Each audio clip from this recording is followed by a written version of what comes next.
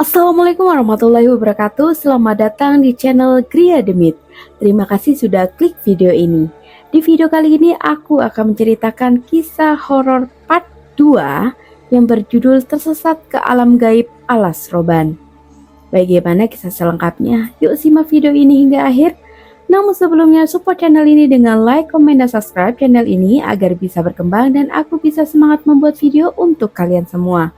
Oke, tanpa berlama-lama kita simak ceritanya.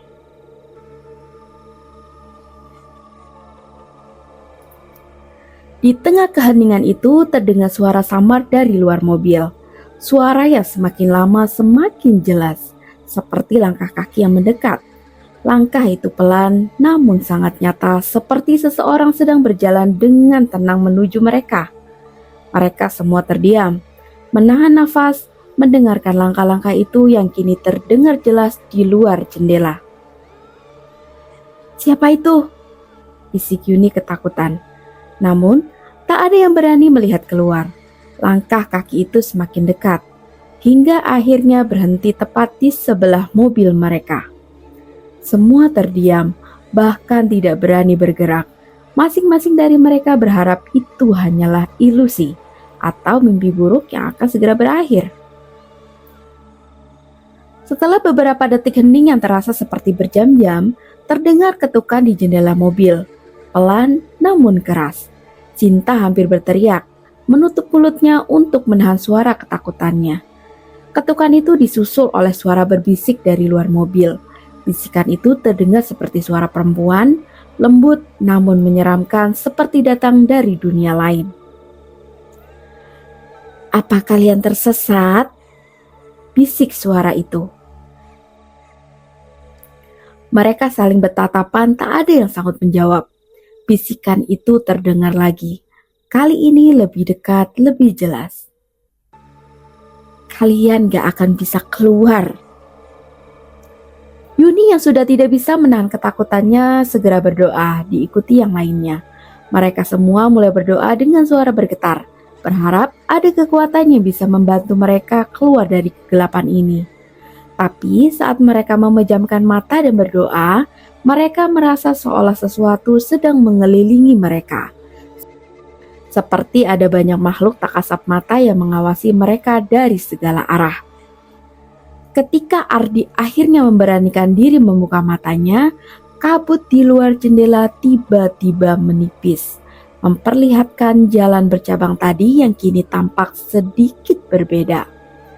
Jalanan yang tadi lurus kini terlihat melingkar seperti lorong labirin yang tak berujung. Pohon-pohon besar yang tadi terlihat tegak kini seolah-olah membungkuk ke arah mereka. Batang dan rantingnya bergerak perlahan seakan berusaha meraih mereka. Ardi mencoba menyalakan mesin mobil, namun mesinnya hanya mengeluarkan suara tersendat.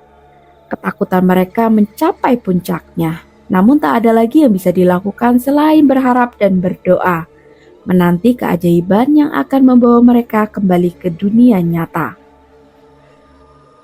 Di tengah putus asa itu, kabut di luar mulai terbuka, perlahan menunjukkan cahaya remang yang menerobos di kejauhan.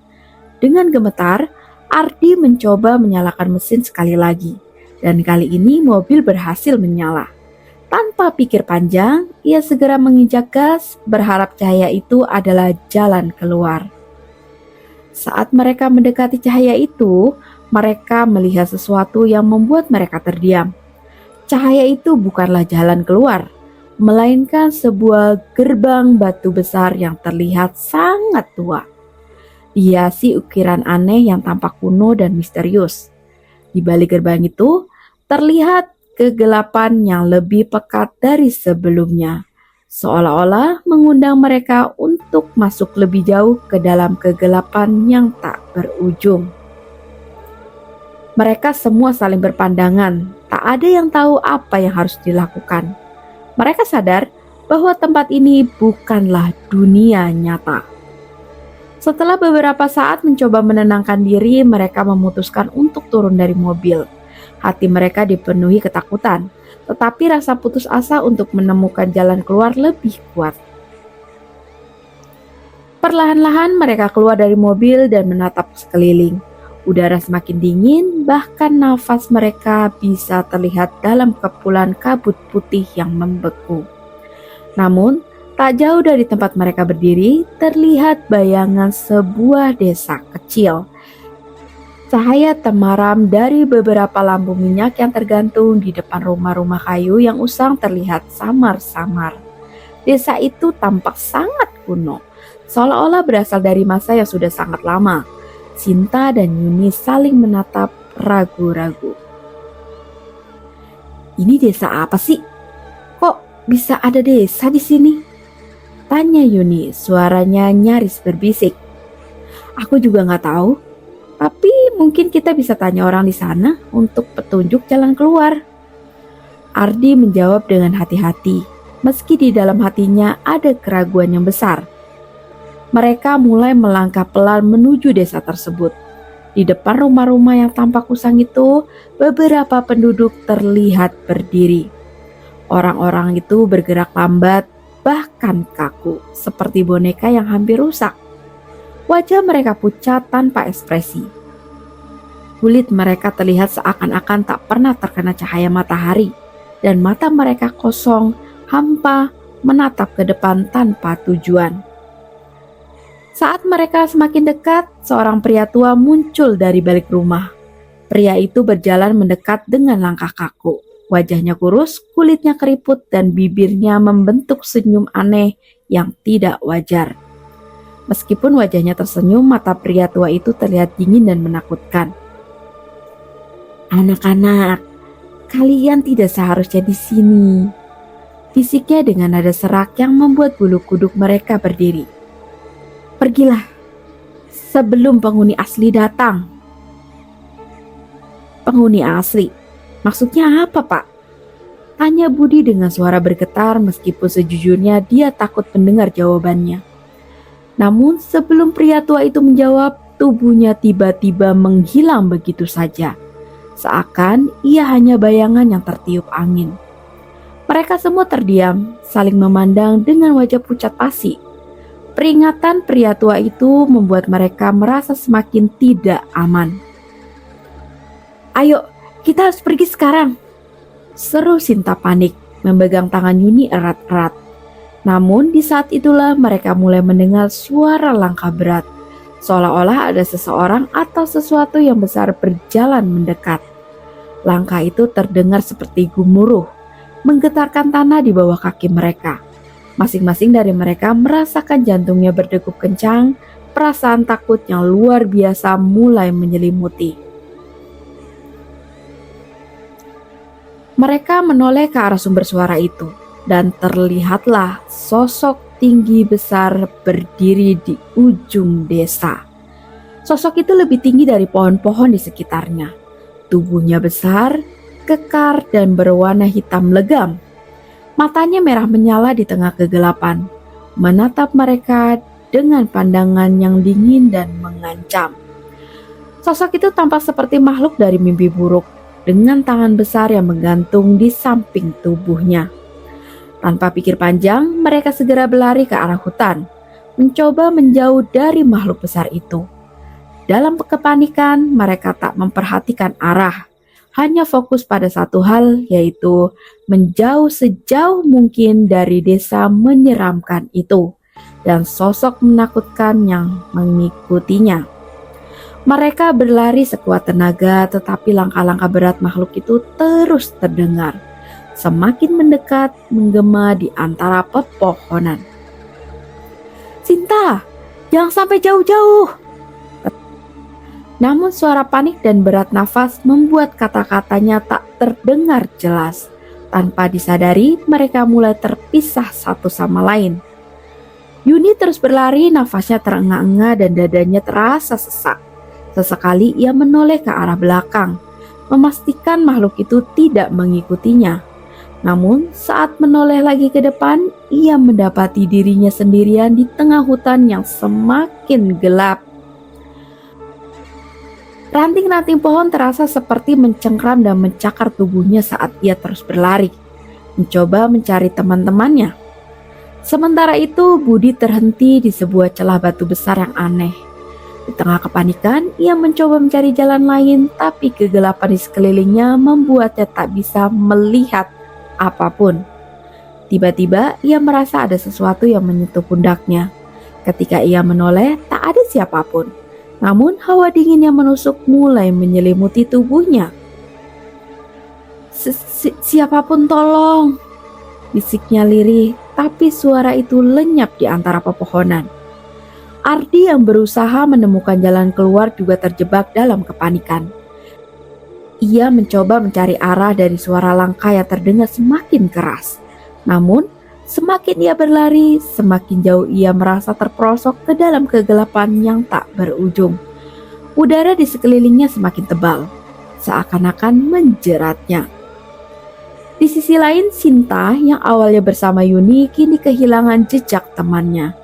Matanya memandang ke segala arah. Tak ada satupun tanda kehidupan selain desauan angin yang menggoyangkan daun-daun.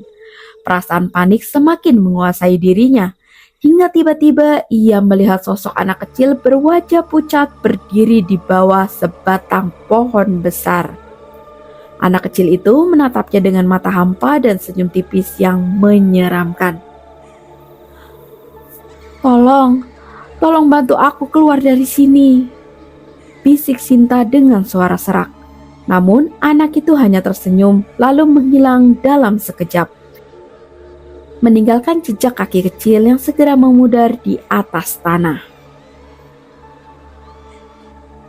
Yuni yang masih berlarian sendiri mulai kehilangan energi. Kakinya gemetar, tubuhnya mulai terasa lemas. Di depannya, bayangan pepohonan besar tampak semakin gelap dan tinggi. Ia terhenti di tengah hutan yang sunyi. Namun, dalam keheningan itu, ia mendengar suara samar-samar, yaitu bisikan lembut yang berasal dari segala arah. Kau tak akan bisa pergi. Bisikan itu terdengar seperti ditiupkan langsung ke telinganya. Dalam ketakutannya, Yuni memejamkan mata dan berdoa sekuat tenaga, berharap ada yang menolongnya. Namun suara itu malah semakin jelas, seolah memenuhi seluruh kepalanya, membuatnya sulit berpikir. Di tempat lain, Budi berusaha merangkak menjauh dari celah batu. Ia merasa seperti ada bayangan yang terus membuntuti-nya dari belakang, menatap dengan mata merah membara. Setiap langkah yang ia ambil terasa berat, seolah ada yang menariknya kembali. Hingga akhirnya ia tak kuat lagi dan jatuh terduduk, tubuhnya gemetar tak berdaya. Di tengah teror yang mereka alami, masing-masing dari mereka sadar bahwa tak ada jalan keluar yang terlihat. Alam gaib ini telah menjerat mereka, membawa mereka semakin dalam ke dalam kegelapan yang tak berujung. Satu persatu mereka tersesat lebih jauh. Terdengar suara tawa samar dari balik pohon-pohon yang bergerak di tengah kabut. Mereka terjebak dalam tempat yang tak akan pernah membiarkan mereka kembali, yaitu di dunia gaib yang tak mengenal ampun. Sinta berjalan perlahan di tengah hutan yang semakin gelap, merasa seperti berada di dalam sebuah mimpi buruk tanpa ujung. Di tengah keheningan, tiba-tiba terdengar suara lirih.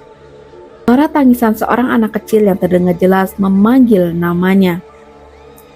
Sinta. Sinta terdiam, wajahnya memucat. Matanya terbelalak memandang ke segala arah. Rasa penasaran dan ketakutan bercampur menjadi satu. Dengan ragu-ragu, Sinta mengikuti suara itu. Semakin dalam menuju sumber suara yang terdengar dari balik pepohonan gelap. Ketika Sinta mendekat, samar-samar terlihat sosok seorang anak kecil berdiri sendirian membelakangi Sinta. Anak itu mengenakan pakaian lusuh, rambutnya panjang menutupi sebagian wajahnya. Dek, kamu sendirian? Sinta mencoba memanggil dengan suara pelan, mencoba menenangkan hatinya yang berdegup kencang. Namun, bukannya menoleh, sosok anak kecil itu tetap diam. Perlahan tubuhnya bergeser dan wajahnya mulai menghadap ke mereka.